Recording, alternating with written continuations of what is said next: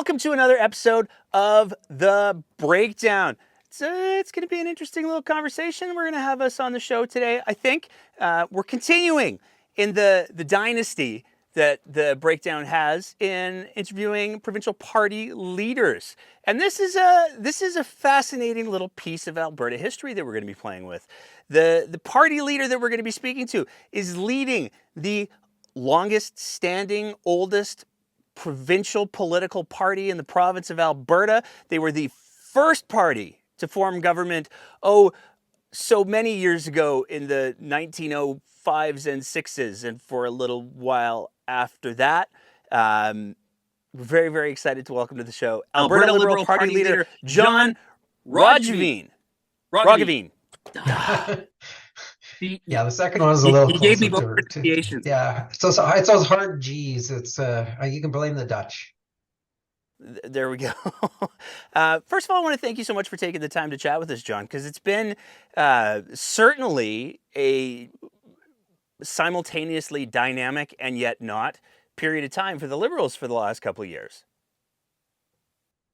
Yeah, well, I mean, we've been trying to rebuild as best we can. It's a process for sure, and it's a lengthy process. I wish it would go faster than it is, but it is what it is. I mean, there's been a lot of things to deal with. Elections got in the way and things like that too, and so we're working on it, and we'll keep working on it. Now, we're going to talk a bit about the working on it and keeping working on it in a bit. But before we do, one of the things that we always like to try to do is learn a little bit more about the people who are coming onto the show. So I'm going to start with the very broad and basic question. You can answer as lengthy or not as you choose to. Who is John Roggeveen? Okay, well, I'd like to say I'm a lifetime Albertan, although I'm not sure that's exactly correct either. My parents are both born in Alberta. My brothers are both born in Alberta. I happen to have been born in Vancouver. My dad was playing hockey at the time out there. I don't know if it was the Vancouver Canucks or the New Westminster Royals, but he was playing for them out there when I was born. And but I've lived most of my life in Alberta. Other than going to law school in British Columbia. Most of my life has been spent in Alberta. We traveled around a bit, as my dad was a bit of an itinerant hockey player when I was younger, but don't have great recollections of that. Grew up on the north end of Edmonton. So Edmonton remains near and dear to my heart, as well as Calgary, where I've lived for the last probably close to 40 years now. Went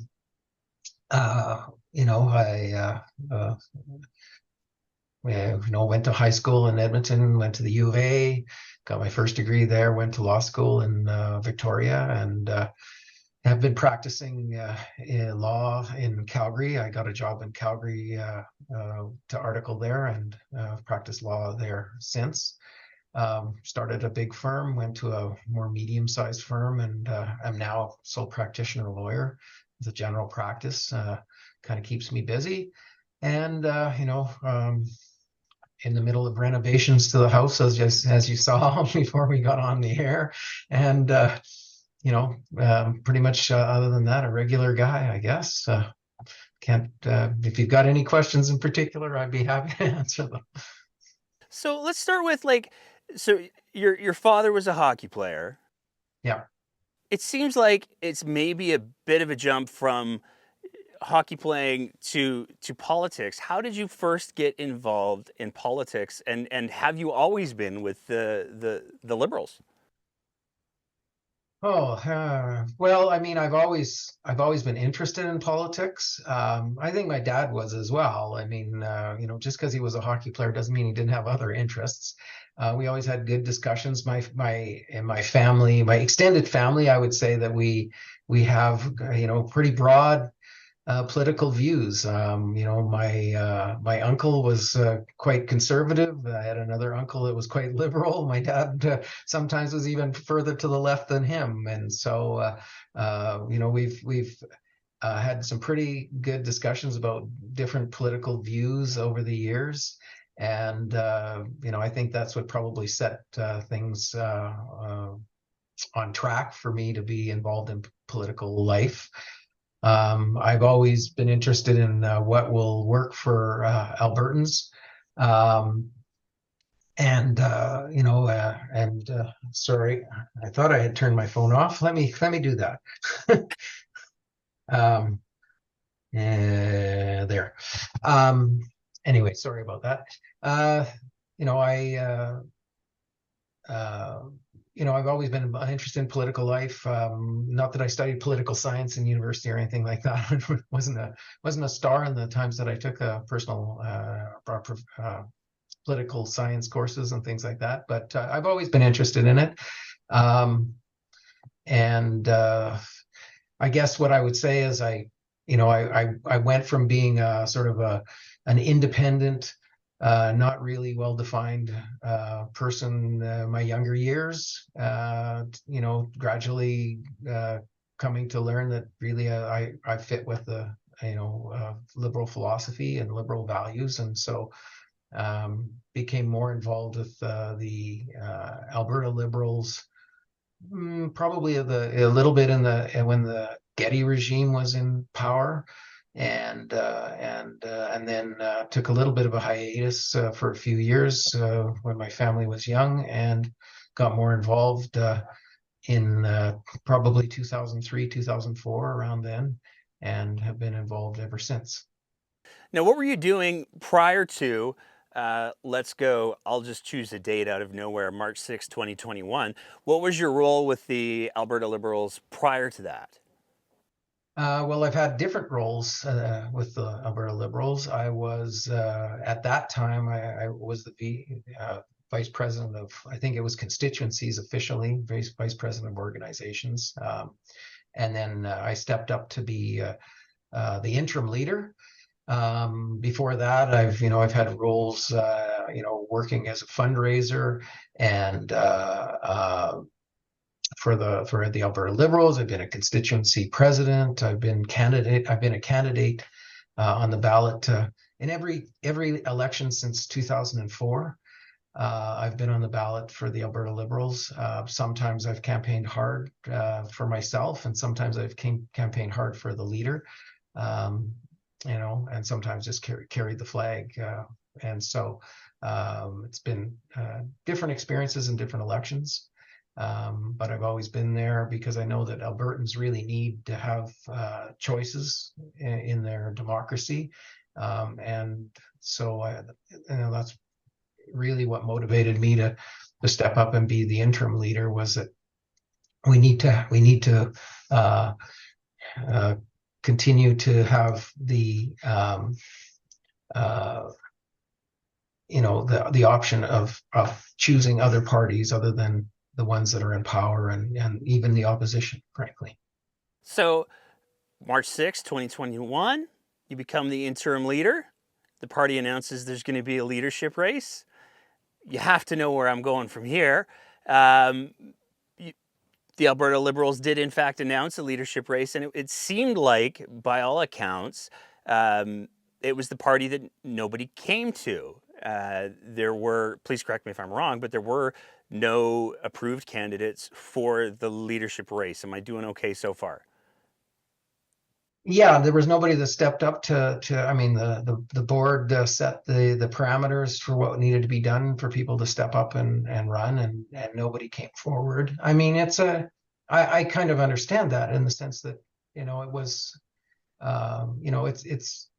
it was going to be an uphill battle. There's no doubt about it. It was not going to be easy. You're going to be pushing a rock up a hill, and hoping it doesn't roll back on you. And so it's a challenge for sure. It's not easy. If it were easy, then I think there'd be lots of people that would jump at the chance to be the leader. So I was there. The party decided that it was better to stick with me than to try and run another leadership contest, and so consequently, the reality is that I'm still the leader, and I don't know how long that will be. We have obviously a leadership review coming up, so it'll be for the party to decide whether they want to keep me or find somebody new, and I think that's an open question at this point. So we'll see. Um, I hadn't anticipated being the leader, so I'm not going to be disappointed if they decide that they would rather have somebody new. That's fine. Uh, you know, uh, that's the way things work, and that's how politics works. So that's fine by me. And just to be clear, you are now for, I mean, pending the leadership review, you are the permanent leader of the party. So unless the party goes, we want to have another leadership race, um, it's you. Yeah, that's right. And I mean, as I say, I mean, I think I'm always looking to see, if what the mood is in the party. I mean, I'm not there to stand in the way of the party. If the party thinks that there's somebody better that will lead the party, then I'm happy to look at stepping down even at some point. But the the reality is I'm there now, and I speak for the party as the leader, and so I will continue to do that to the best of my ability as long as I'm there. Perfect. So let's talk a little bit about the mood of the party. It was, I think, for any party that wasn't the NDP or the UCP, it was a pretty challenging election. We saw parties like the Alberta Party, who had run a full slate in 2019. I think they had like 15 or 17 or some number that was not anywhere near a full slate. We saw a couple of the other parties not run a full slate. The Alberta Liberals did not run a full slate. And I mean, all of the parties that weren't the NDP or the UCP kind of took a bit of a shellacking. The vote share for the Alberta Liberals was 0.24%, which is the lowest in history. But unique fixer upper opportunities. So, what's the mood of the party right now? How are things feeling coming off of that in a political environment that many argue is more polarized than it's been since Bible Bill?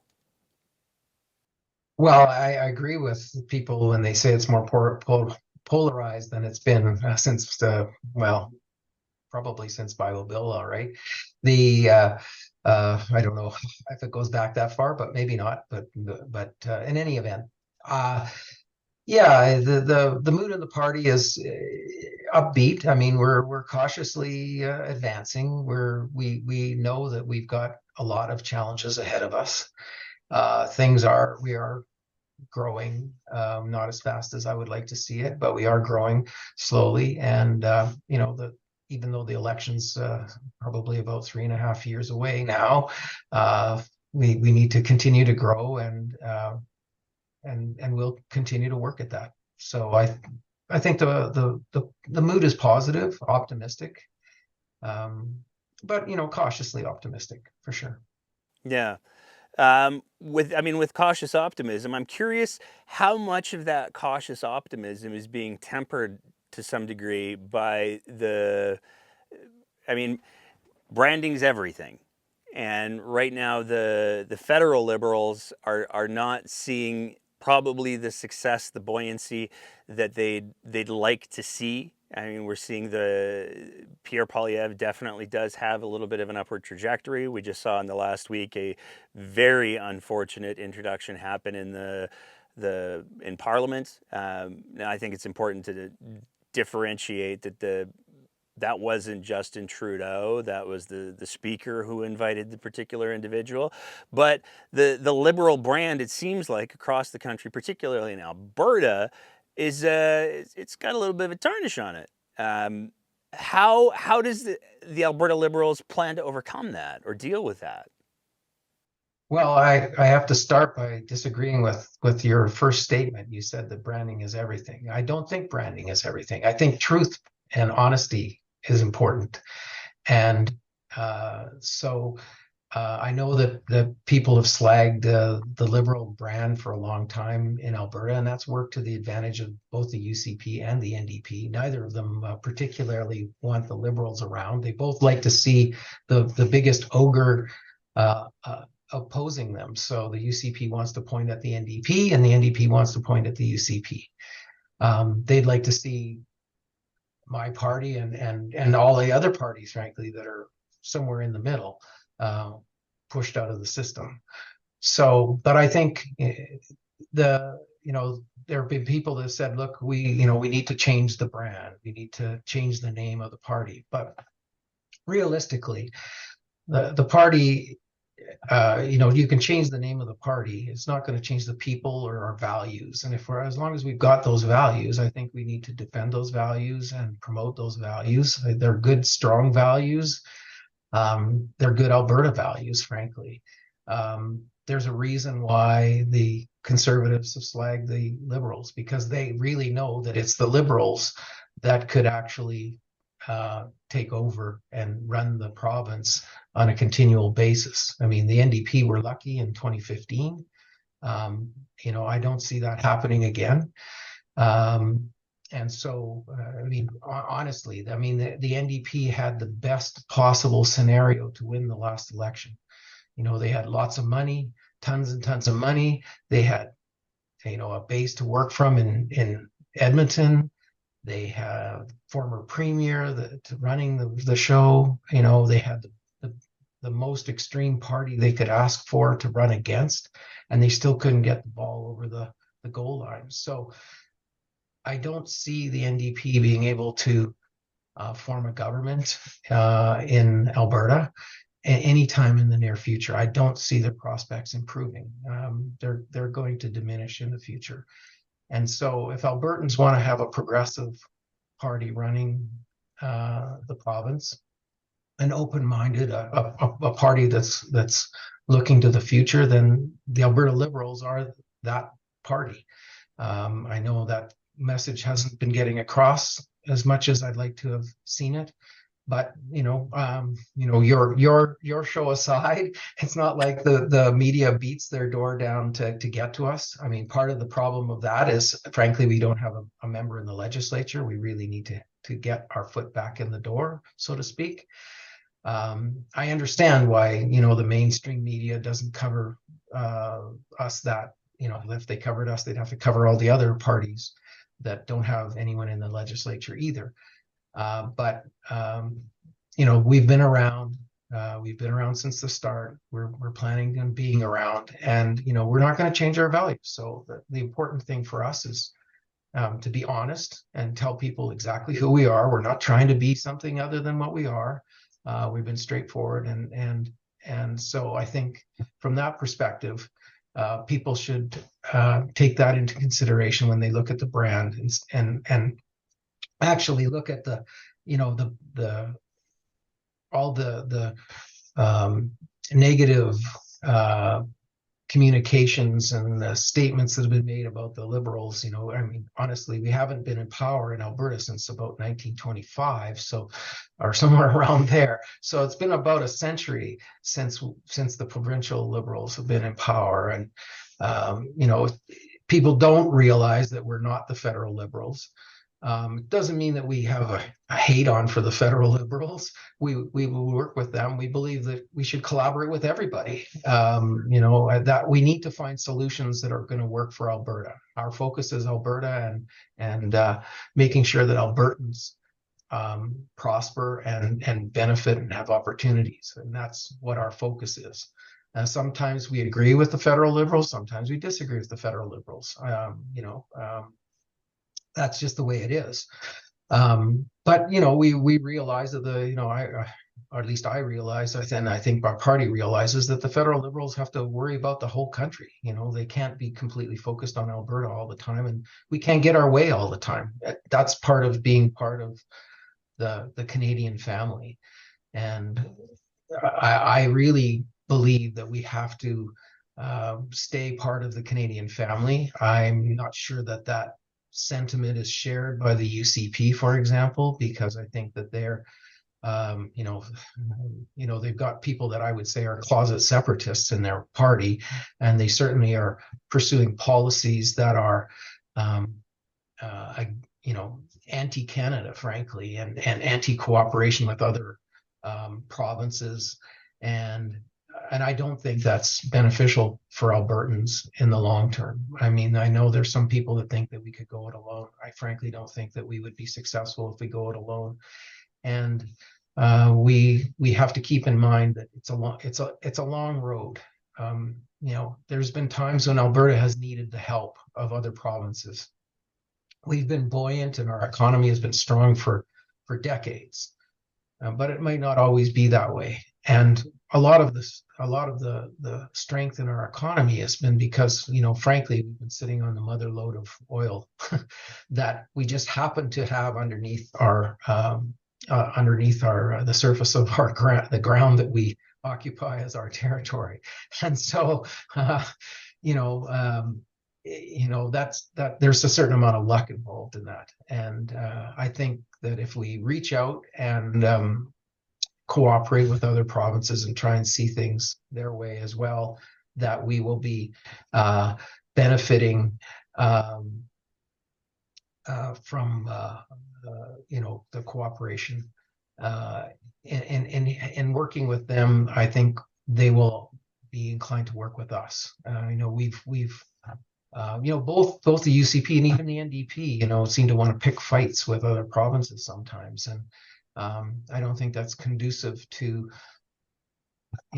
reconciliation. Frankly, between provinces. I say on Truth and Reconciliation Day, reconciliation shouldn't be confined to just our Indigenous peoples. I think we have to have reconciliation within the Canadian family. I mean, you opened by disagreeing with the brand piece, so that makes me kind of curious. Is there the possibility of a name change? Well, I think that issue is always being discussed within the party. I don't see any big movement towards that myself. There might be some advantages to that in the sense that some people that think that the name is toxic, for example, might be more inclined to get involved, I suppose. And there's some reason to believe that the Alberta Party got its impetus and startup because there were people that thought that we should have a party that has liberal values, but isn't carrying the liberal name because of the liberal brand. There's always going to be those people in Alberta that are not going to vote for the Liberals because of the name. Those people are probably lost to us no matter what, no matter if we changed our name or not. Um, the our name may be a bit of an impediment to working with the other parties to some extent, but we'll continue to reach out to them and hope that we can find common ground and collaborate on policies that are beneficial to Albertans, because that's what's most important. I mean, it's interesting that you bring up the Alberta Party, because that was one of my next questions. The migration of former Liberal leader candidates or former Liberal leaders has been fascinating to watch over the last couple of years. We saw Russ Sherman. I still can't do it without laughing a little bit. Attempt to run for the leadership of the UCP, and then run as a candidate in the last election. We saw, excuse me, we saw Kerry Condell, who ran against David Kahn in the preceding leadership race, and she went pretty much all in on the Alberta Party. She was probably, many would argue, one of the star candidates in the last election for the Alberta Party. So it seems like there's a fairly migratory element to the Alberta Liberals. One of the big speculative things, and I know this was part of the conversation in that 2017 leadership race, is would the Alberta Liberals ever absorb or team up with the Alberta Party. Is there any appetite for that? Do you see that as being a thing, or is that just people who drink too much coffee speculating on what their favorite Alberta Poly fan fiction might look like? Well, I'll never say never. I think that there's all, we would certainly work with the Alberta Party, towards trying to pursue policies that we agree on. And there is overlap there. There's no question. I mean, I talk to lots of people in the Alberta Party from time to time, in candidates forums, bumped into Barry Morishita at different events and things like that. And so, I don't hold any animosity against them. We're not entirely on all fours with them, but there's a fair bit of overlap there. There's no question about it. And I think a lot of their values are liberal values. Maybe not all of them, but where they tend to be a little bit more to the right of us on the political spectrum, but not terribly that much to the right. And I think there's a lot of people in the Alberta Liberal Party that share a lot of this, the what I would call the small c conservative kind of values, fiscal responsibility and things like that. And so and conversely, I think there's people in the Alberta Party that have a lot of liberal values, frankly. So I wouldn't say that it would never work. I mean, I think there are some impediments to that. It's kind of like, well, can we come to some kind of an arrangement that would work for both parties? So both parties would, I think, have to, have some degree of buy into it. There's a certain amount of face saving. There's a certain amount of people, having their own silos as well. I think, I would like, I think, for example, in the last election, the Alberta Party, the Greens as well, and the Alberta Liberals were all in favor of some sort of proportional representation and reform of the electoral system. And I really think that that's important. What we have right now with the first past the post system, for example, is a system that basically means you're going to have a majority government from one party or the other for the next 4 years. And it's probably going to be majority UCP government, followed by a UCP government, followed by a UCP government, the way things are looking, because, as I said, I mean, I don't see the NDP being able to come out of the woodwork and take over government, because they had the perfect opportunity and they didn't succeed in the last election. So and what that effectively means is you've got a majority government which decides what to do. Like, all of a sudden, out of the blue, the UCP where Premier Smith was saying during the campaign, oh, we're not campaigning on pensions. Well, lo and behold, here we are, a few short months after the election, and pensions are back on the table. So, and there's no way to control the government from doing that kind of bait and switch, I guess, where they're not campaigning on it, and all of a sudden it's a big policy issue for them. A proportional representation system would likely result in more minority governments, but that's a good check and balance on the government that's the government of the day, and make sure that they don't go off the rails and do foolish things like try and move away from the Canada Pension Plan to the Alberta Pension Plan. I mean, there's much bigger issues, much more important issues to be dealing with in Alberta than the pension plan, frankly. It should not be the main issue on the table. We have lots of other issues. We have people that are living on the streets. We have huge problems with dealing with people's standards of living and just getting by in this province right now. That's, winter is coming. We need to deal with those kinds of bread and butter issues. We need to deal with, what do we do about utilities? How do we deal, our utilities, electrical costs in Alberta have skyrocketed.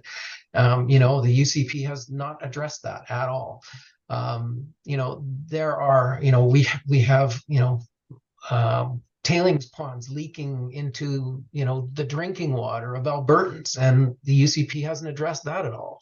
So they've shoved these things under the rug, and at the same time, then they push forward an idea that, the CPP has been functioning well. It's performed well, and it's not broke. We don't need to fix it. So deal with the issues that we need the government to deal with the issues that are top of mind for Albertans. And the pension plan is just not it. I mean, it's interesting you bring up the electricity costs and the utility costs, and the UCP not doing anything, because there are people who are far smarter than I am who actually make a very compelling argument that they're probably not going to do anything about it, because they're the ones that caused it by allowing the economic withholding to happen. But I don't want to get too far into the weeds on that. That could be a whole other episode. What's the What's the next step? I mean, you've listed off a bunch of issues, and I don't think that there's anybody. I mean, there's probably some people, but I think most people would agree the cost of living is a huge issue in the province of Alberta. Healthcare is a huge issue in the province of Alberta. Houselessness, homelessness, huge issues in the province of Alberta. Is there a plan? Like, how are the Alberta Liberals going to, and forgive me if this sounds harsh, but how are the Alberta Liberals going to make themselves relevant in that conversation? Well, I agree. It's difficult when we don't have a member in the legislature. People don't come knocking on our door asking us for solutions. But I think, nevertheless, we'll keep, plugging away, keep, doing our best to talk about those issues, discuss them, listen to people, find solutions that'll work for Albertans. And as I say, it might mean that we collaborate with the Greens, or we collaborate with the Alberta Party, or whoever, in accomplishing those goals. But where our focus is on trying to do things that are going to improve the lives of Albertans, and focus on the real issues that are at hand, and not get distracted by issues that are not that important.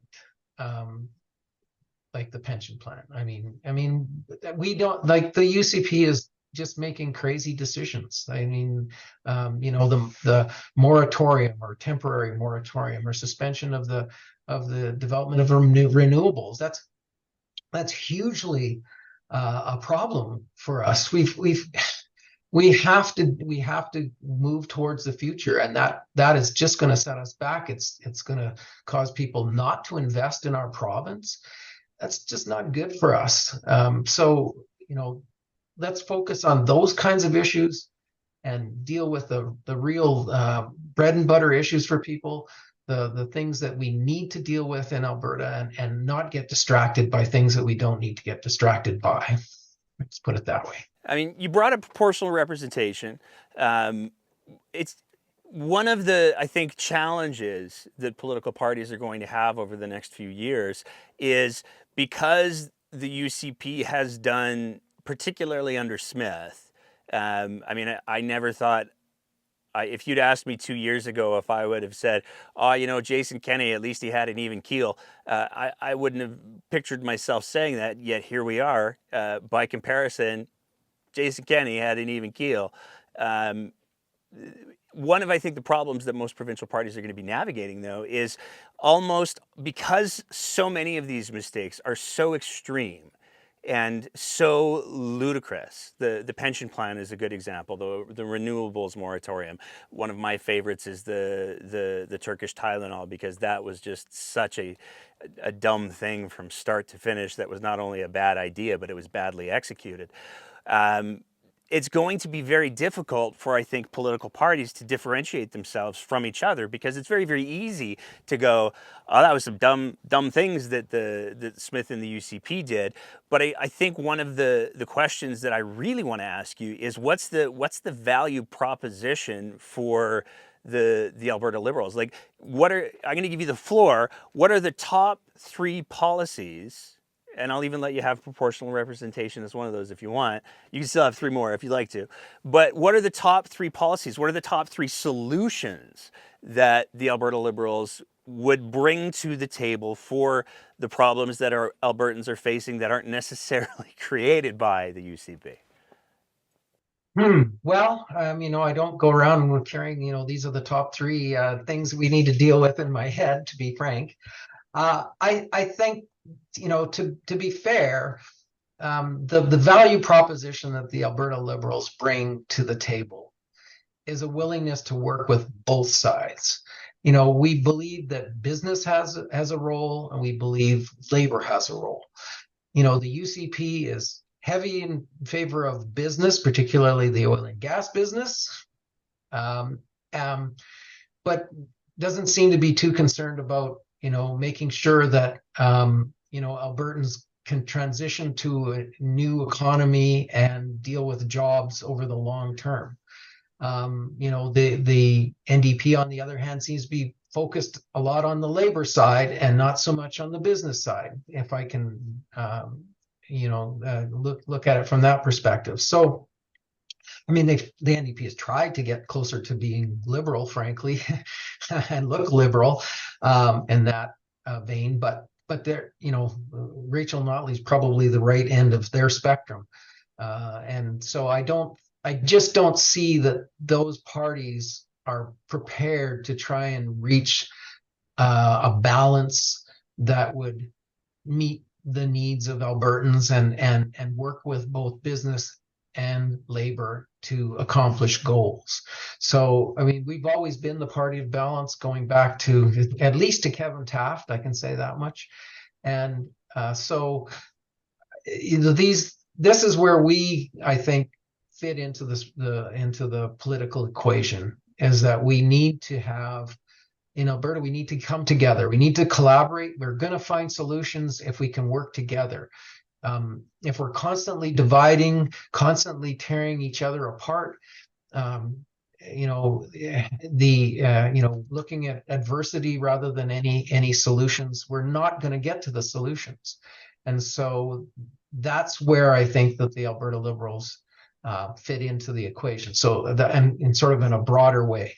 In terms of policies, I do think that you're right, that it's hard to distinguish from other parties, in the sense that we're worried about environmental damage. The NDP also is worried about environmental damage, for example. I think where the difference would be a bit more nuanced, in the sense that we might have different solutions than they would have. We might, I can't say that definitely on that particular topic, but I think that we have to look at, because we view things from a point of view of trying to balance the issues and balance everybody's interests, that we would come up with solutions that are not the same. We might have the same position on that particular item, and that I think that is part of the problem, is that people look at that and they go, well, the NDP's against that and you're against that. Are you MPs in favor of this and you're in favor of that? Yeah, well, we both have ideas on, maybe solving houselessness or homelessness, but how we would go about doing it isn't necessarily going to be the same as the way that they would. Having said that, as I say, I think the solutions come from working together and collaborating and trying to achieve the goal, rather than focusing on adversarial politics, in my view. I got a couple other questions. Then I want to get you to talk about your upcoming AGM a little bit. There's a couple of new pieces that have emerged on the Alberta political scene, and while the essence of those pieces isn't necessarily new, the organization that is going on between those pieces is, I feel like I can get away using the word unprecedented here. And it's changing the conversation around politics in the province of Alberta. I'm talking about Take Back Alberta. So Take Back Alberta says that they don't have any particular political affiliation. It's very, very clear that they're running candidates for the UCP. They're going to be running candidates for school boards across the province. They've made it very, very clear that they want to take over the school boards. What's your reaction to sort of I struggle to even call it populist, because so much of what Take Back Alberta and their cohorts talk about is just straight up fabricated. They're importing issues from the United States that have no actual relevance to Alberta or Canada in order to get people outraged. What's your reaction to that? Well, obviously, I'm concerned. I mean, I see, Take Back Alberta as taking Alberta backward. They're a throwback to the social credit, frankly. Alberta ditched the social credit in 1971 or 72, but here they are back again, social credit 2.0, with a different name, but essentially the same philosophy. And I don't see that as beneficial to Alberta in the future. I think it's not good for our reputation in Canada. It's not going to be good for our reputation across the world. People are going to see us as backward. I hear that from time to time. People snickering when I go somewhere else in Canada. Those Albertans. They're oh, well, what they'll call us, but they and I don't think it's fair, because I don't think that most Albertans are there. And I,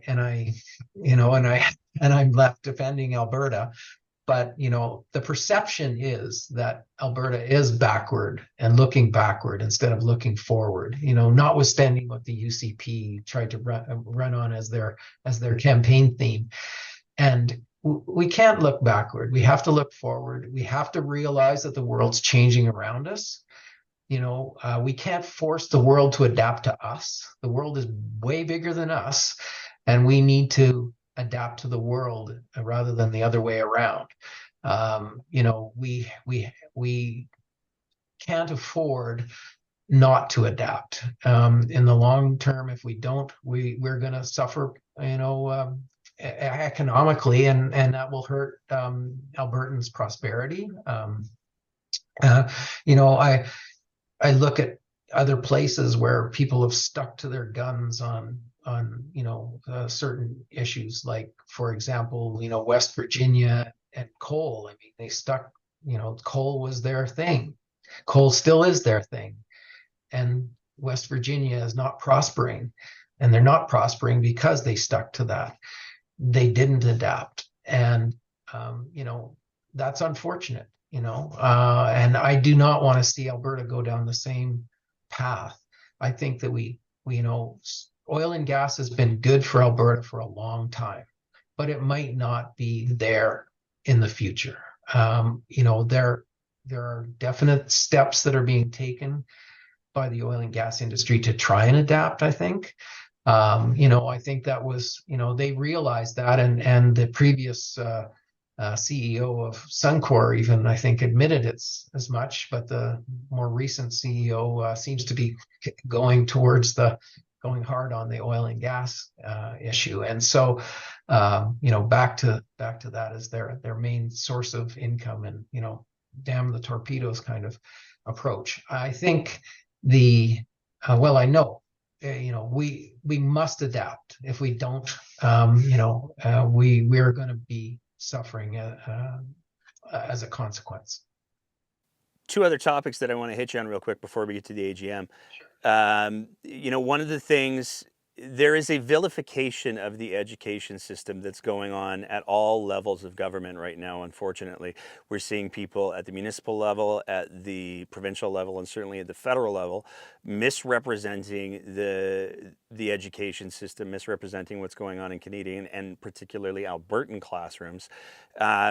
What, if any, message do you have, for teachers who are the targets of this I would quite frankly call it slanderous, misinformation and disinformation, but also to the people who have been sort of whipped up into a fervor by folks like Take Back Alberta, who are importing these issues, who believe, the one of the observations that came out of the Million March was there were probably a lot of parents there who were there in good faith, who drank some of the free Kool-Aid that Mr. Parker and co. were handing out, and are now walking away with concerns that, oh my gosh, the kitty litter boxes in the schools are there so that if kids want to identify as cats, they can.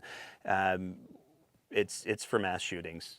The kitty litter's there for mass shootings, so kids have a place to pee. And I think that just speaks to how grossly misrepresented the issue is. So what would you say to teachers who are the targets of this, and what would you say to people who are getting sucked into these misinformation and disinformation campaigns? Well, that's a big topic. I am one of my daughters is a teacher, so I feel for the teachers. I really am concerned about the misinformation that's going out there. I'm really concerned about how people want to stigmatize and marginalize people. There's always going to be differences of the way people want to live in Alberta and Canada and the world, frankly. We as a party, the Liberals believe in promoting individual liberties and pursuing people being able to pursue their authentic selves, frankly. We don't get much credit for it. The NDP tries to take credit for the GSAs, but that was a liberal initiative. So we've always worked with people and tried to help them be themselves. So to answer your question with respect to the teachers, of course we feel for the teachers. Well, I mean, I do not want to turn teachers into snitches. That seems to be what their objective is. I mean, kids have to feel safe, and if their teachers are, the Gestapo reporting to their parents on them, the kids are not going to feel safe. I don't think that that's the role of teachers to be snitches for the parents. I think parents do need to be involved in their kids' lives, and I honestly think that if parents are involved with their kids' lives and treat their kids with dignity and respect, that the kids will feel comfortable discussing these issues with the parents. I mean, but they might want to run that past a teacher first, or because frankly, it's they're a little bit further away, a little bit at arm's length, and so it's a very sensitive, very complex issue. I think that we have to approach it, with sensitivity and realize the complexity. I mean, I've got kids, and they're all far past school age now. But well, I don't know, maybe not that far, but a few years past school age, and so we have to remember, children are not the property of their parents. Children are their own individuals. We have to be sensitive to the concerns. We have to, but we have to listen to parents too. It's a balancing that has to be achieved. And we've got people out there right now that are, whipping up misinformation and making it sound like there's this attack on kids that's happening in the schools. And it's just not true. It's absolutely not true. And, so we will do the best we can to continue to say that's not accurate and fight against it as best we can. But, without somebody in the legislature, they don't come and ask us what our opinion is very often. But that's our view. We're very concerned about those kinds of things happening. We cannot have that. It's all it's going to do is lead to kids having more mental health issues, more mental health disorders, more suicides, frankly, of young people, and that is not where we need to go. We need to deal with there's a big mental health issue right now in our schools. Some of it has to do with the pandemic and being separated from their friends, and not being able to social, have social events and things like that, and just hang out.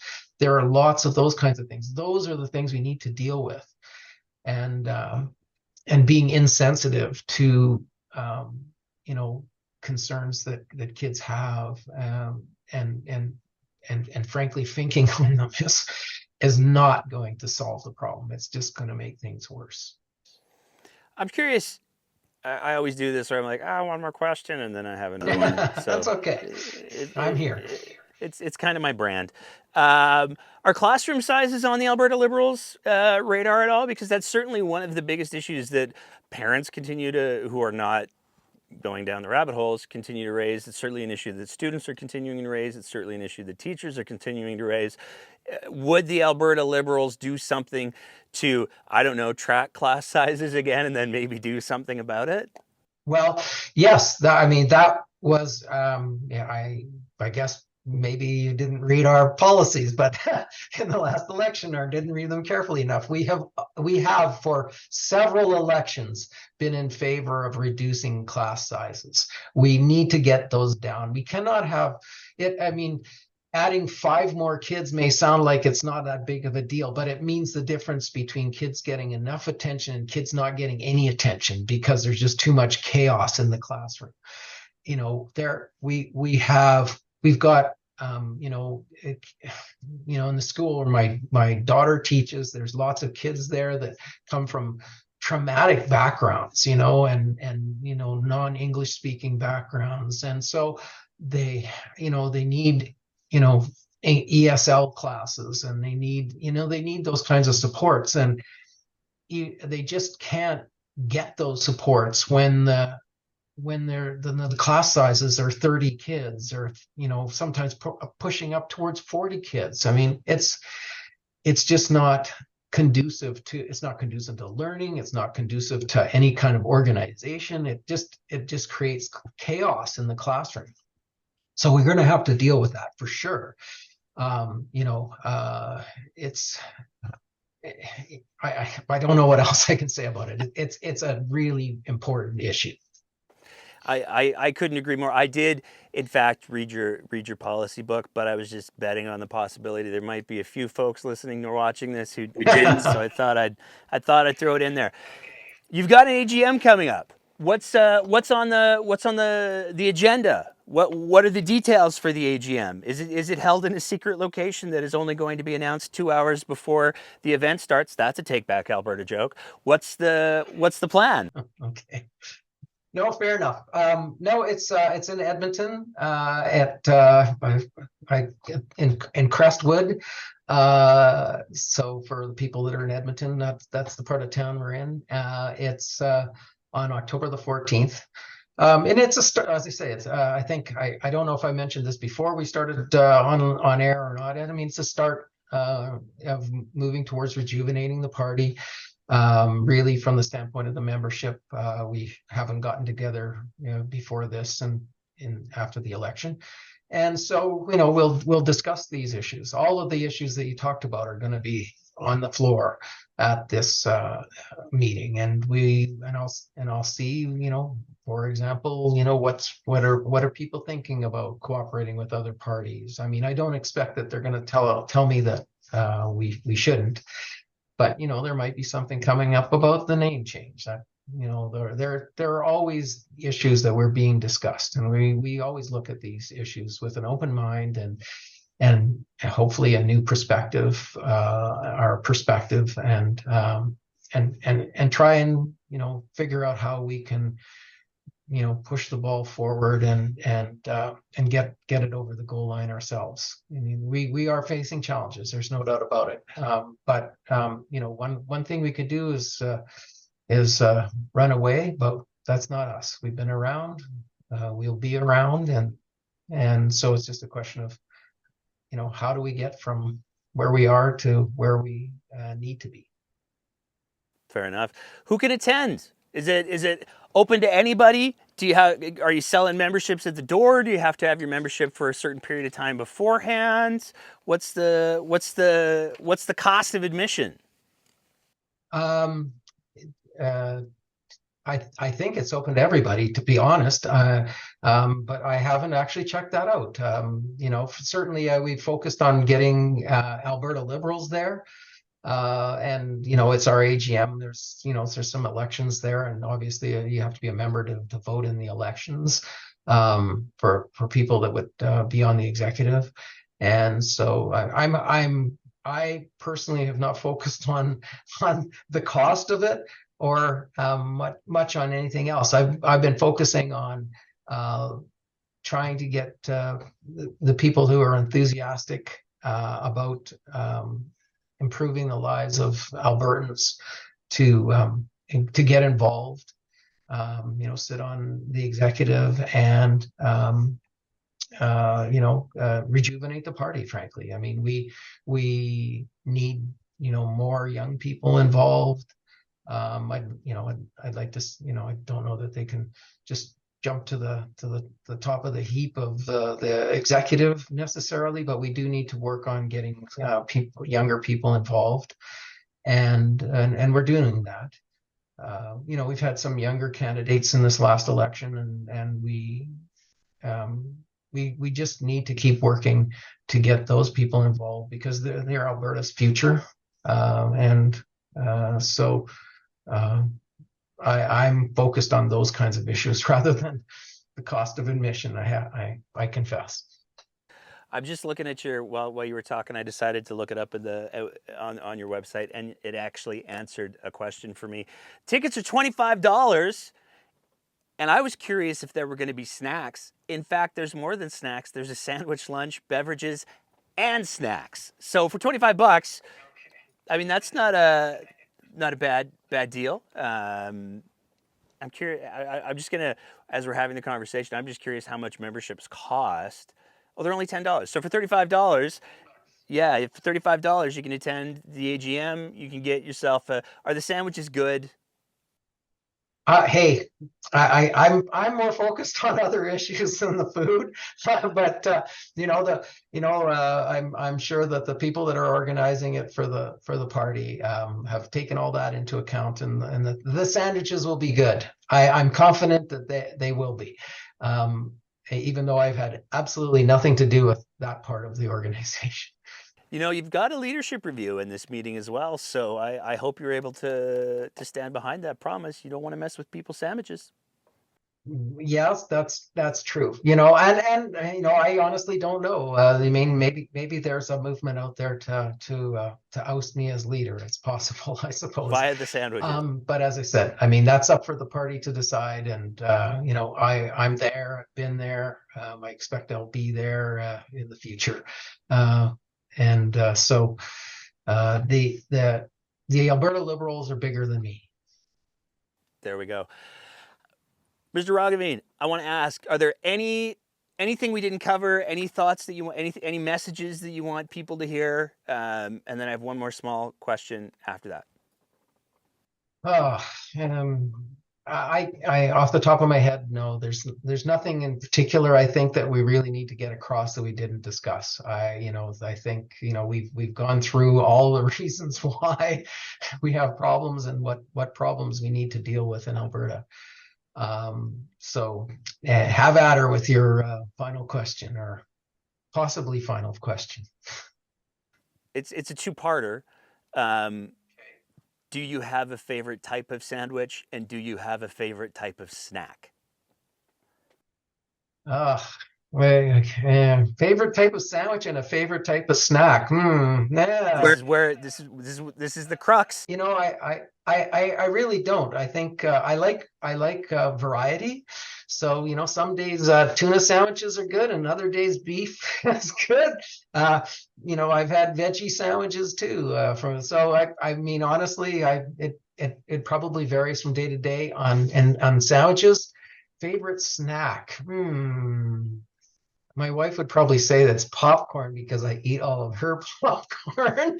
But um, Yeah, I'm not even sure that popcorn would necessarily be my favorite snack. I really don't categorize things that way. Just like I don't categorize these as my top three policies. I try and look at the big picture and deal with things as they are. Sometimes, popcorn's the only snack available. Just saying there, honey. So there's a reason why I would gravitate towards my wife's popcorn. Anyway, yeah, I guess if I sat down, I might be able to say, yeah, I do this more than anything else. But I don't keep those kind of statistics. They're not important to me. Fair enough. Well, I hope that we'll see either by the official Alberta Liberals Twitter page or by yours a full and comprehensive inventory of the snacks provided at the AGM, because now I'm just wildly curious. John, I want to thank you so much for taking the time to chat with us today, to tolerate some of the questions, and to share your vision for where you want the Alberta Liberals to go. On a somewhat personal note, I want to say I respect the hell out of the fact that you were willing to weigh in and condemn some of the rhetoric that we're seeing coming from the far right fringe, because I don't think it's representative of Albertans. And the one thing that we've heard consistently on the show is from the communities that are being targeted and affected by these fools, what they need from people more than anything else is allies speaking up. So props for being willing to do that, sir. Yeah, well, you're welcome. I mean, it's my pleasure to talk to you today, and I'm sure that 15 minutes from now we're no longer talking. Something will dawn on me that I should have mentioned, but we never really got a chance, and we never really get a chance in this province to discuss what is the real vision for the future, and that. When you mentioned vision, back a little bit there, that came to mind. We really need to buckle down and look at where Alberta needs to go and how we get there. And that's that's a topic for an entire show probably, and not just with me there, maybe a roundtable.